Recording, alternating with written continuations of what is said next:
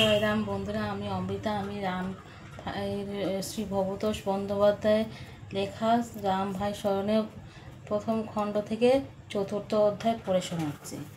1340 সনে শারদীয় পুজো সমাগত 14ই আশ্বিন বরদা ঠাকুরকে লইয়া বাড়ি আসিলেন। পরিবারস্থ সকলে প্রণাম করিলেন। পিতা ঠাকুর শ্রীদেহের কুশল জানিতে চাহিলে ঠাকুর বলিলেন, ভালো থাকিতে আমারে দেয় না, এখন চোখে দেখিতে পাই না। পিতা ঠাকুর বলিলেন, আমার ওষুধপত্র দিয়ে আপনার চোখ ভালো কইরা দিমু। চোখ ভালো না হইয়া অবধি এইখানেই থাকেন। ঠাকুর হাসিয়া বলিলেন, সে আপনিকেও দয়া। এই দেখেন না, শচীনবাবু আমাকে নিয়ে আসলেন। এইরূপ অবস্থায়ও নাম বিতরণ বন্ধ রাখিলেন না। প্রতিদিন সকালে বৈকালে নাম প্রার্থীরা নাম লইয়া যাইতেন। চট্টগ্রাম হইতে যে ওষুধ আনা হইয়াছিল তাহা ব্যবহারের ফল হইতেছে না দেখিয়া ঠাকুর অনুদারে ফুলগাজী সরকারি হাসপাতালে সুযোগ্য চক্ষু চিকিৎসক শ্রী শ্রী ঠাকুরের শ্রীচরণাশ্রিত ডাক্তার শচীন্দ্রনাথ দাশগুপ্ত ঠাকুরের চোখের চিকিৎসা আরম্ভ করিলেন। আজ রবিবার, মনে করিলাম ঠাকুর সেবায় কাজ বড়দিকে সাহায্য করিব। 10টায় নির্দিষ্ট সময়ে জল গরম করিয়া ঠাকুরের হাত মুখ ধোয়াইব কিনা সেই বিষয়ে বড়দির সম্মতি লইয়া আমি জল গরম করিয়া উপরে লইয়া গিয়া ঠাকুরকে ধরিয়া আনিয়া জলচকির উপর বসাইলাম। আমি ঠাকুরের হাত জল ঢালিয়া দিতাছিলাম। তিনি ক্রমাগত হাত মুখ চোখ কপাল গলা ঘাড় পায়ের হাঁটু পর্যন্ত পা দুখানি খুব ভালো করে ধোয়াইলেন। এদিকে আমার গরম জলও শেষ হইল। কিন্তু কি দুর্বিপাক, ঠাকুর জলের জন্য হাত পাতিলেন। উপায়ান্তর না দেখিয়া নিকটে ঘটিতে ঠান্ডা জল ছিল, সেই জল হাতে ঢালিয়া দিলাম। আর যাই কথায়, সঙ্গে সঙ্গে তিনি হাত ঝাড়া দিয়া জল ফেলিয়া উঠিয়া দাঁড়াইলেন এবং গুরুগম্ভীর স্বরে বলিতে লাগিলেন, একবার গরম একবার ঠান্ডা জল দিলেন কেন? এটা কি পরিহাস? গরম জল দিলে গরমই দিতেন, নতুবা ঠান্ডা জল দিলে ঠান্ডাই দিতেন। দুইটা যে কোনো এক ধরিয়া রাখিলেন না কেন? দুইটারে ধইরা থাকিলে কোনোটাই পাওয়া যায় না। সত্য মিথ্যা দুইটারে ধইরা থাকিলে ইহকাল পরকাল দুই কালই হারা হয়। হয় সত্য নয় মিথ্যা, দুইটা একটারে ধরিয়া থাকিলে পার পাওয়া যায়। আপনি গো এই রকম স্বভাব হইল কেন? অশ্রদ্ধার সেবা আমি গ্রহণ করি না। শ্রদ্ধায় দুর্বা পাতার রস দিয়া আমাকে ভোগ দিবেন, আমি সানন্দে ভোগ নিমু। অশ্রদ্ধার রাজভোগও আমি স্পর্শও করিব না। এই বলিয়া চুপ করিলেন। আমি ঠাকুরকে ধরিয়া লইয়া খাটে বসাইয়া হাত পা মুছাইয়া দিলাম। বাপ রে বাপ, ঠাকুর কি ভয়ঙ্কর রুদ্রমূর্তি! সঙ্গে সঙ্গে কপালে ত্রিশূল চিহ্ন দেখা দিল। স্বরে প্রলয়ের ঘণ্টা বাজিয়া উঠিল। মনে হইল দোতলা থরথর করিয়া ভূমিকম্পের ন্যায় কাঁপিতে শুরু করিল। আমি ভয়ে জড়সড় নির্বাক নিস্পন্দন অবস্থায় দাঁড়াইয়া আছি। তখনকার অবস্থা আমার বর্ণনাতীত, ভাষাতীত। ঠাকুরের রুদ্রমূর্তি যে কি ভয়ঙ্কর তাহা একমাত্র যাহারা দেখিয়াছেন তাহারাই বুঝিতে পারিয়াছেন বলিয়া বোঝাইয়া সাধ্য কাহারও নাই। আমি জীবনে এই প্রথম শেষ ঠাকুরের ক্রোধ রসে অভিরিক্ত হইয়া উঠিলাম। ইতিবৎসরে বর্দি স্নান সারিয়া উপরে আসিয়া ঠাকুরের সে দিকের কথাগুলি শুনিতে পাইলেন। তিনি ইশারায় আমাকে নামিয়া যাইতে ইঙ্গিত করিলেন। আমি নিচে নামিয়া হাঁপ ছাড়িয়া বাঁচিলাম। বৈকালে বেলা ভয়ে ভয়ে যাইয়া চোখে ঔষধ দিলাম। সেখানে তখন আমার পিতামাতা বসিয়াছিলেন। ঠাকুর শয়নাবস্থায় হইতে উঠিয়া জিজ্ঞাসা করিলেন, ফণি এখনো আছে? আমি উত্তর দিলাম, আছি। ঠাকুর বলিলেন, আসো, এইখানে আইসা বসো, তোমার কয়টা কথা বলুন। আমি ইতস্তত করিতেছি দেখিয়া পিতা ঠাকুর আমাকে বসিতে ইঙ্গিত করিয়া উঠিয়া বসিলেন। ঠাকুর স্নেহাদরে করিতে করিতে বলিতে লাগিলেন, আমি রাগ দেখাই, রাগ করি না। বেদে ফোঁস করি কামড়াই নে। আমার রাগ তরঙ্গহীন, তাতে চিত্ত ঢেউ খেলে না, কোনো রকম দাগ কাটে না। দাগ কাটে না বইলাই আমার ক্রোধ সাময়িক ও অস্থায়ী। ক্রোধ আমারে পায় না, প্রয়োজন বোধে আমি ক্রোধে পাইয়া থাকি, স্বভাবেই থাকি, স্বভাবের অভাব হয় না। তোমার এই ক্রোধ দেখাইছি, এখন আর স্মরণেও নাই। গরম জল ফুরিয়া গেছে, সরলভাবে আমাকে জানাইলেই হইতো। তা না কইরা তুমি দৈত্য বুদ্ধির আশ্রয় নিলে কেন? সরলতার আশ্রয় থাকা নিরাপদ। শিশুর সরলতাই একমাত্র আশ্রয়, সেইখানে মন বুদ্ধি ক্রীড়া নাই। সেই জন্য শিশুর মধ্যে ভগবান বিরাজ করেন। শিশুর মতো সরল হইতে পারিলে ভগবানেরে পাওয়া যায়। আমি বাঞ্ছা করি তুমি শিশুর মতো সরল হও। সরলতা আমি ভালোবাসি। শুধু সরলতা দিয়ে আমাকে পাওয়া যায়, সাধ্য সাধনা মিলে না। তোমার শোধনের প্রয়োজন হইয়া পড়ছিল। আমার স্বভাব ভালো নয় বইলা কেহ আমারে ভালোবাসে না। তোমার না দেখলে আমারে দেখবে কে? যামু কই? এই বলিয়া ঠাকুর নীরব হইতেই আমি শ্রীপাদ পদ্মে প্রণাম করিয়া নিচে চলিয়া গেলাম। পরদিন বৈকালে ঠাকুরকে ঘরে গিয়া দাঁড়াইছি। 2-3 মিনিট পর ঠাকুর তাহার বিছানার একাংশে অতি দ্রুত ঝাড়িয়া পরিষ্কার করিয়া অদৃশ্য কাহার যেন উদ্দেশ্য করিয়া যুক্ত করে সেই স্থানে দেখাইয়া অতি বিনীতভাবে বলিলেন, দয়া কইরা এখানে আইসা বসেন। আপনারে আর কখনো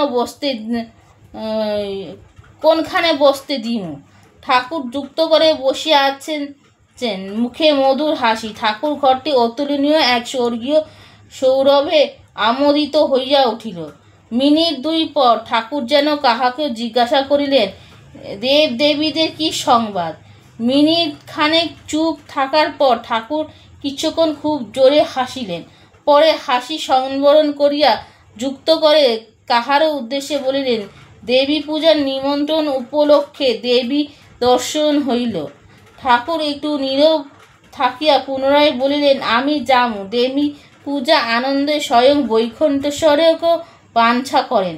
কিন্তু কিছু সময় বাদে ঠাকুর যুক্ত করে কপালে ঠেকাইয়া মৃদু হাসিয়া ও বিনম্র বচনে বলিলেন, দয়া করিয়া আসেন গিয়া। এই বলিয়া ঠাকুর যেন কাহাকে গমন পথে পানে অপলক দৃষ্টিতে তাকাইয়া রহিলেন। সন্ধ্যা ঘনায়মান। ঠাকুর দৃষ্টি সহজ ও স্বাভাবিক হইয়া আসিল। অপসৃয়মান সৌরভ ক্রমে বিলীন হইয়া গেল। নির্বাক অবস্থায় আমরা সকলে অবস্থান করিয়াছিলাম। আমার বুঝিতে পারিলাম অঘটন একটা ঘটিয়া গেল। এমন সময় ঠাকুর জিজ্ঞাসা করিলেন, এখানে কে আছেন? অধ্যাপক উত্তর দিলেন, আমরা আছি। ঠাকুর বলিলেন, পঞ্জিকা খান দেখেন, দুর্গাপূজা কোন তারিখ থেইক্কা আরম্ভ হইবে? অধ্যাপক পঞ্জিকা দেখিয়া জানাইলেন, কার্তিক মাসের 2 তারিখে দুর্গাদেবীর ষষ্ঠাদি কল্পনারম্ভ হইবে। ঠাকুর ফিরতকাল চুপ থাকিয়া বলিলেন, দুর্গাপূজার সন্নিকট দেইখ্যা দেবী স্বয়ং আমাকে নিমন্ত্রণ জানাইতে আসিছিলেন। পিতা ঠাকুর প্রশ্ন করিলেন, বাবা, দুর্গাপুজো কোথায় হইবে? ঠাকুর উত্তর দিলেন, মা যেইখানে থাকেন। পিতা ঠাকুর, আপনি চোখের রোগে ভুগিতেছেন, এমনত অবস্থায় যাওয়া কি সম্ভব হইবে? ঠাকুর ইতিমধ্যে চোখ দুইটি ভালো হইয়া যাইতে পারে, তখন দেখা যাইবে কি হয়। পিতা ঠাকুর, চোখ ভালো হইলে আপনি কি দেবী পূজায় যাইবেন? ঠাকুর, দেবী স্বয়ং আইসিয়া নিমন্ত্রণ কইরা গেলেন, যাওয়া উচিত। পিতা ঠাকুর, কি কইরা যাইবেন? ঠাকুর, কেন? দিব্যরথে। একটু পর বড়দি আসিয়া ঠাকুরকে সন্ধ্যা আরতি দিলেন।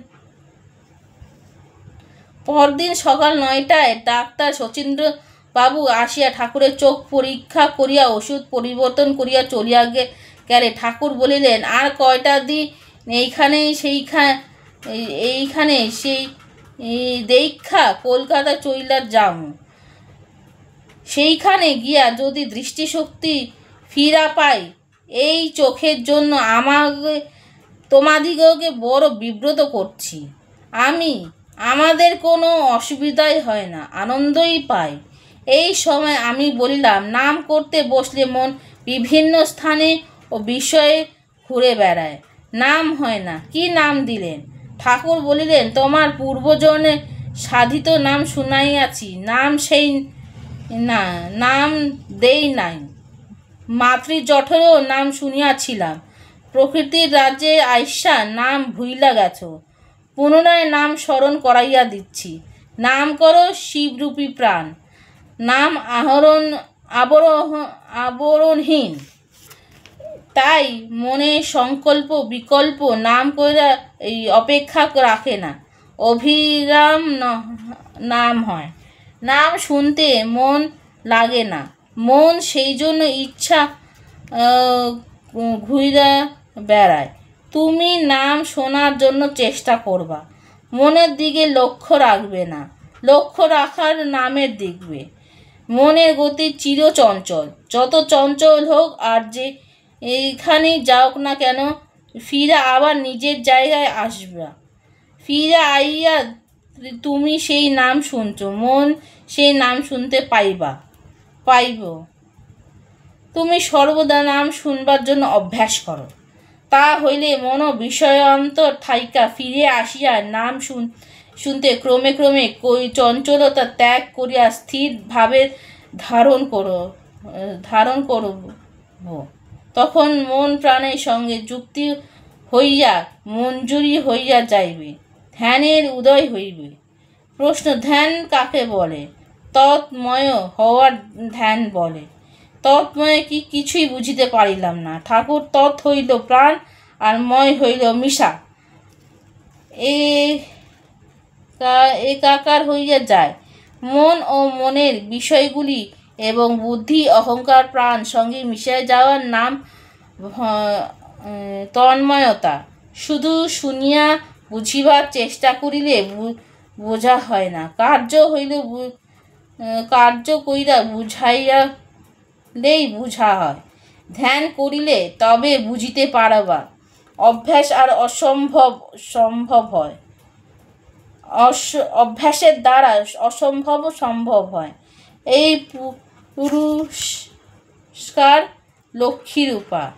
মনের বিষয়গুলি কি? 10 ইন্দ্রিয়। কিসের ধ্যান করব? নামের ধ্যান করবা। ধ্যানের সময় কিন্তু কিছু কল্পনা করতে নাই, নাম অকল্প। নামের ধ্যান কি করে করব? নামে কোনো আকার নাই, তাই রূপও নাই। নাম শব্দ ব্রহ্ম শূন্য, শূন্য ধ্যান কি করে করিব? গুরুমূর্তি ধ্যান করলে হয় না।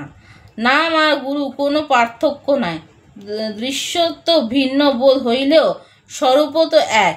নাম স্বয়ং প্রকাশক, নামই গুরুমূর্তি ধারণ করিয়া অবতীর্ণ হন। এই সময় বহু নাম প্রার্থী আসিয়া নাম পাইতে আরম্ভ করিল। আমি ঠাকুরের নিকট দাঁড়াইয়া প্রত্যেকের নাম কাগজে লিখিয়া দিলাম। ভিন্ন ভিন্ন নরনারীকে ভিন্ন ভিন্ন নাম দিতেন। কাহারও কাহারও নাম 4-5 লাইন দীর্ঘ হইত। বহু রকমের নাম দিতেন, যেমন কৃষ্ণ, কালী, শিব, দুর্গা, গৌর, হরি, রাম, রাধেশ্যাম, নারায়ণ, সত্য, সনাতন, ওম হরি, আল্লাহ, খোদা তালা, আল্লাহ তালা, আল্লাহ আকবর ইত্যাদি। ঠাকুরের দেওয়া নামে সব রকম মন্ত্রের সমাগম দেখা যায়, যথা শিব মন্ত্র, শক্তি মন্ত্র, কৃষ্ণ মন্ত্র, রাম মন্ত্র, হরি মন্ত্র, নারায়ণ মন্ত্র, গৌর মন্ত্র, আল্লাহ মন্ত্র। একদা ঠাকুরকে জিজ্ঞাসা করিয়াছিলাম, নাম প্রার্থীদের নাম প্রার্থনা করিলে আপনি চোখ বোঝেন কেন?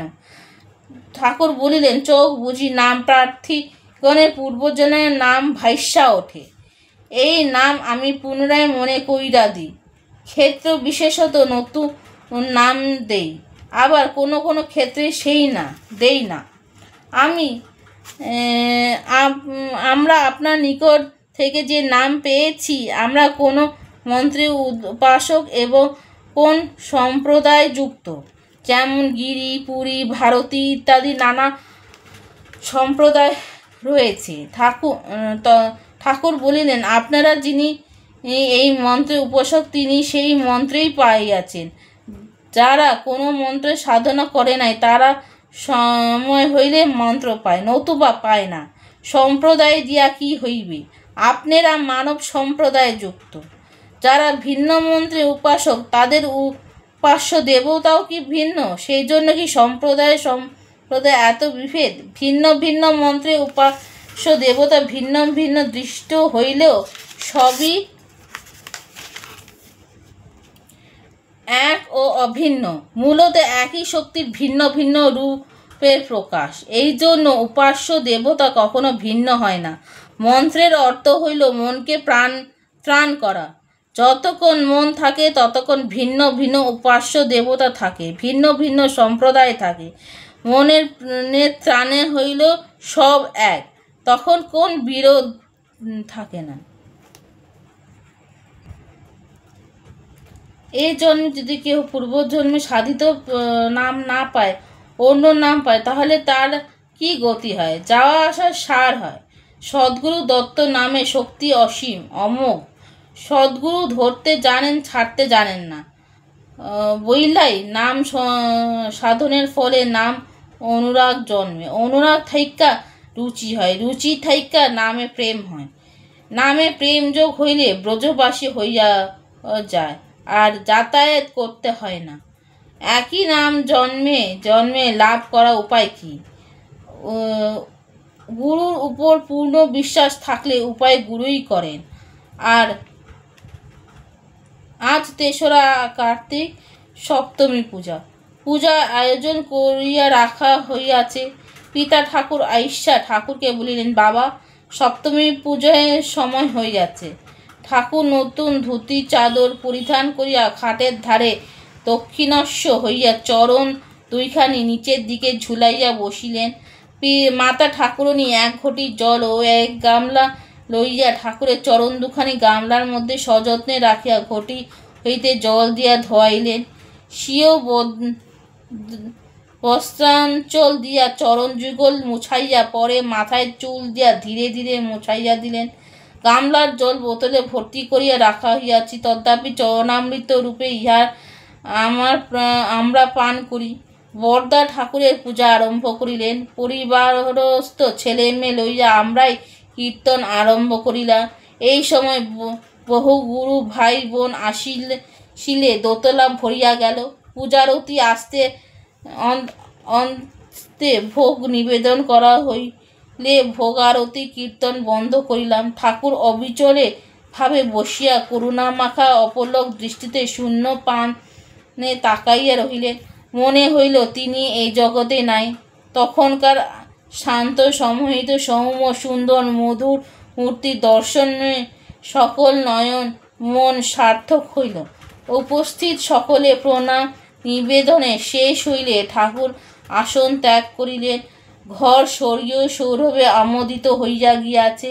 সমবেত ভক্তমণ্ডলী পূজায় প্রসাদ গ্রহণ করিতে গমন করিলেন। আজ মায়ের মহাষ্টমী। ঠাকুর নিজেই বলিলেন, আজ মায়ের অষ্টমী পূজা। দেখেন তো অষ্টমী পূজা তিথিতে কতক্ষণ আছে। আমি পঞ্জিকা দেখিয়া বলিলাম, অষ্টমী তিথি সারাদিন আছে। অনেক গুরু ভ্রাতা উপস্থিত হইলেন। সপ্তমী পূজার ন্যায় অষ্টমী পূজার সাঙ্গ হইলেও উপস্থিত ভক্তবৃন্দদের পূজা প্রসাদ পাইয়া চলিয়া যান। ঠাকুর মধ্যান্তে ভোগ গ্রহণান্তে করি বলিলেন, এইবার একটু বিশ্রাম করুন। আপনারা গিয়া আহার বিহার করেন, এইখানে আর কারো থাকার প্রয়োজন নাই। ইহার পর ঠাকুর একখানা চাদর দিয়া মাথা হইতে পা পর্যন্ত সমস্ত শরীর আচ্ছাদন করিয়া শয়ন করিলেন। স্নানাহার করিতে করিতে চিন্তা করিলাম, আজ ঠাকুরের পাহারা দিয়া দেখিব ব্যাপার কি। 1টা বাজতে খাটি লক্ষ্য করিয়া বুঝিলাম ঠাকুর চাদরের নিচে নাই। চাদরখানা বিছানার সঙ্গে মিশিয়া রহিয়াছে। আমি ধীরে ধীরে চাদরখানা শূন্যে তুলিয়া আমার সন্দেহ দূর করিলাম। চাদর পূর্বত্ব শয্যার পাতিয়া দরজা খিল বন্ধ করিয়া খাটে এর অদূরে বসিয়া হইলাম। যাহা থাকে কপালে আজ দেখি ও ঠাকুর কখন কিভাবে চাদরের নিচে আসে। 4টে বাজিলে দেখি চাদর নড়িতেছে, নিচে ঠাকুর আছেন। হঠাৎ চাদর ফেলিয়ে ঠাকুর উঠিয়া বসিয়া জিজ্ঞাসা করিলেন, তুমি এইখানে বসে আছো কেন? আমি দরজায় খিল খুলিয়া দিয়া উত্তর দিলাম, তোমাকে পাহারা দিচ্ছি। তুমি ঠাকুর, তুমি কি চাদর তুইলা দেখছো? আমি উত্তরে বলিলাম, চাদর তুলতে হবে কেন? চাদরের উপর দিয়ে পরিষ্কার দেখা যায় গেছে যে তুমি ওখানে নেই। তখন চাদর সম্পূর্ণরূপে উঠিয়া দেখেছি। তাতে লাভ কি হইল? লাভের জন্য দেখিনি, দেখবার জন্য দেখেছি। তুমি কোথায় গিয়াছিলে? তোমার দেহ সৌরভে সমস্ত ঘর সৌরভময় হইয়াছে কেন? এই সময়ে আমার পিতা মাতা বর্দা বর্দি ও ঠাকুরভাই আসিয়াছেন। দেবী পূজায় গিয়াছিলাম, সেইখানে দেবগন্ধে এখনো দেহে লইয়া আছে, এই জন্য এই সৌরভ পাইতেছ। কি করে গেলে? পুনরায় চাদর নিচে এলে কিছুই দেখতে পেলাম না। এইগুলো কিছু না, প্রয়োজন হইলে দেহ সমেত যত্রতত্র বিতরণ করা যায়। অনিমা সিদ্ধির কাজ চোখে দেখা যায় না, এই সঙ্গে সঙ্গে ভীমা সিদ্ধি কাজ করিয়া যায়। এই প্রকার কত সিদ্ধি আছে এবং তাদের ক্ষমতা কি? আমি জিজ্ঞাসা করিলাম।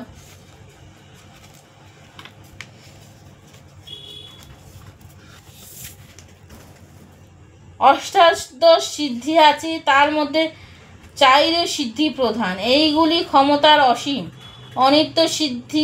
অনিমা সিদ্ধি হইল অনুর মতো শুষ্ক হওয়ার ক্ষমতা।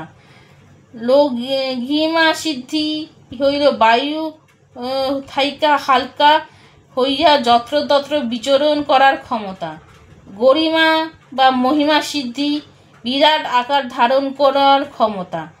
প্রাপ্তি সিদ্ধি হাত বাড়াইলে ইঙ্গিত বস্তু লাভ করার ক্ষমতা। প্রকাম্য সিদ্ধি যে কোনো পার্থিব বস্তু ভোগ করার ক্ষমতা। বশিতা সিদ্ধি সকলকে বশে রাখার ক্ষমতা। ঈপ্সিতা সিদ্ধি সকল বস্তুর উপর ঈশ্বরের মতো কর্তৃত্ব করার ক্ষমতা। সত্য সঞ্চালনা সিদ্ধি ক্ষমতা হইল মরারে বাচন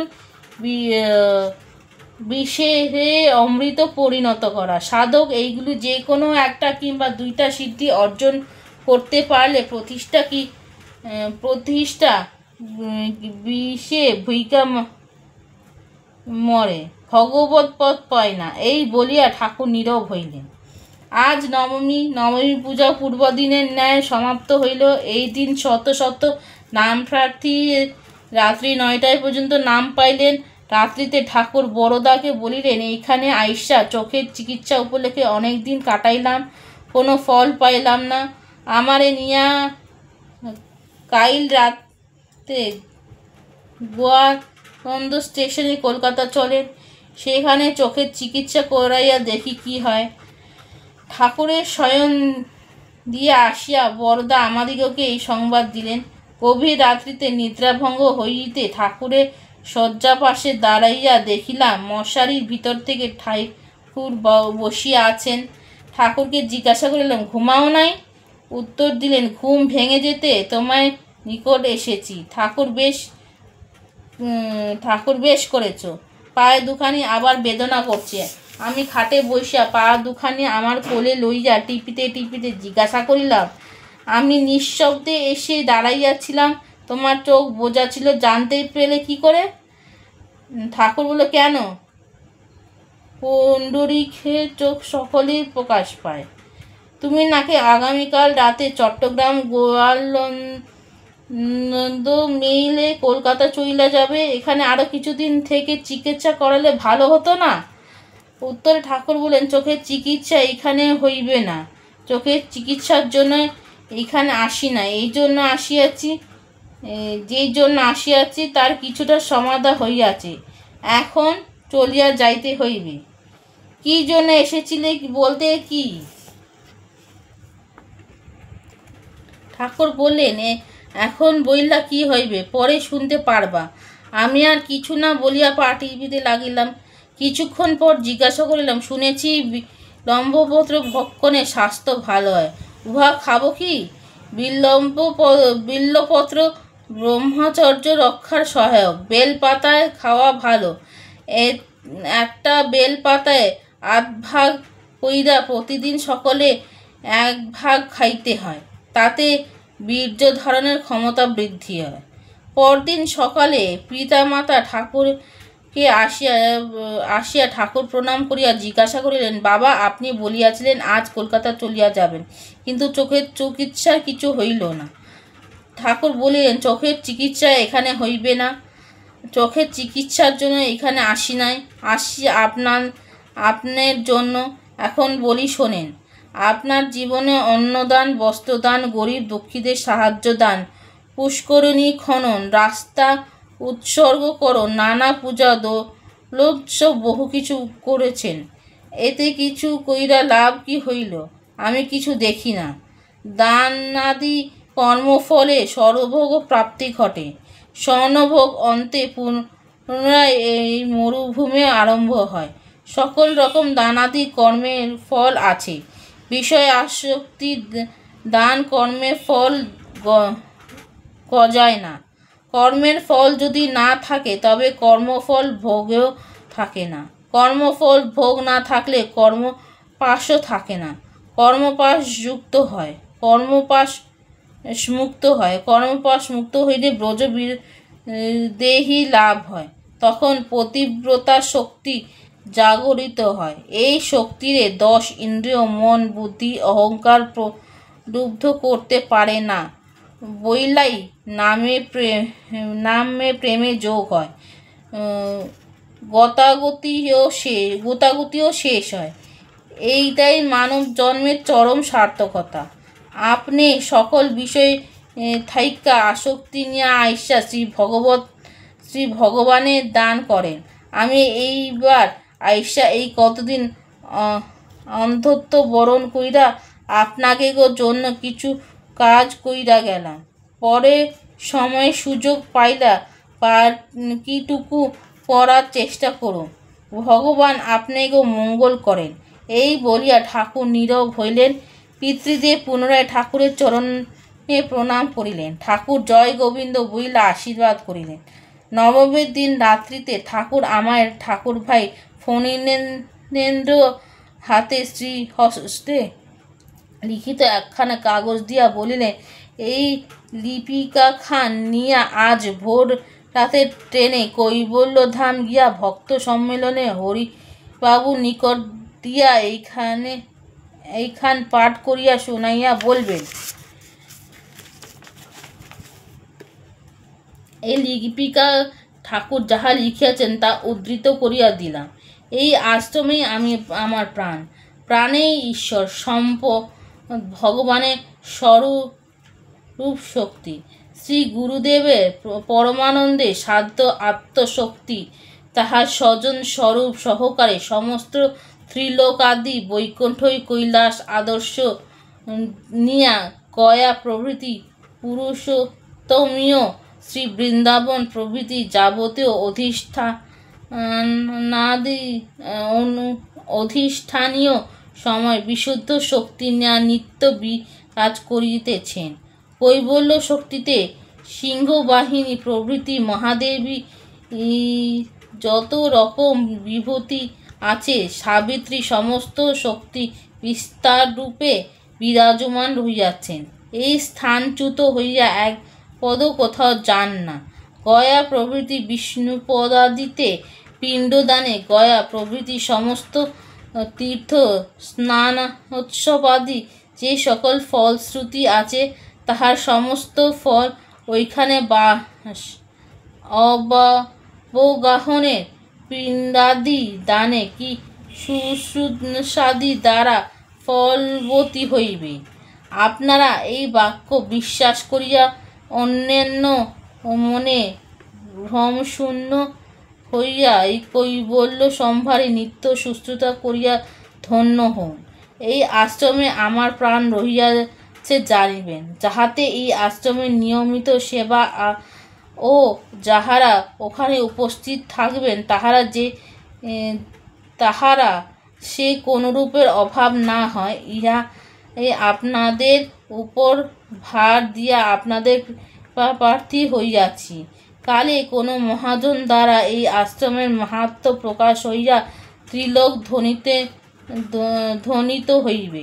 এই আশীর্বাদী লিপিকাখানি লইয়া ভ্রাতা ফণীন্দ্র মালাকর ওই দিন ভোর রাত্রে ট্রেনে যাইয়া 10টার সময় ধাম প্রাঙ্গণে সমবেত গুরুভ্রাতা ভগিনীদের সম্মেলনে মহান্ত মহারাজ হরিদ্বার হাতে দিয়া সকলকে পাঠ করিয়া শুনাইয়া বলিলেন এবং ইহা ঠাকুরের আদেশ বলিয়া জ্ঞাপন করিলেন। ঠাকুর ভাই ওই দিন আসাম মেইলে বাড়ি আসিয়া ঠাকুরকে প্রণাম করিয়া লিপিকা ভক্ত সম্মেলনে হরিদ্বার নিকট দিয়াছেন এবং তিনি উচ্চকণ্ঠে পাঠ করিয়া সকলকে শুনাইয়াছেন জানাইলেন। ঠাকুর তাহা শুনিয়া প্রফুল্ল হইলেন। রাত্রি 11:30টার পর ঠাকুর ওই পারে হইতে কলিকাতার অভিমুখে রওনা হইলেন। আজকের গল্পটি এইটুকুনি। আমার এই প্রচেষ্টাটা আপনাদের ভালো লাগলে যদি এটা ইউটিউব থেকে দেখেন তাহলে আমার চ্যানেলটা সাবস্ক্রাইব করবেন, আর লাইক করবেন, সাবস্ক্রাইব করবেন, আর কমেন্টস করবেন। আর ফেসবুকে থেকে দেখে থাকলে লাইক করবেন, ফলো করবেন আর কমেন্টস করবেন। জয় রাম।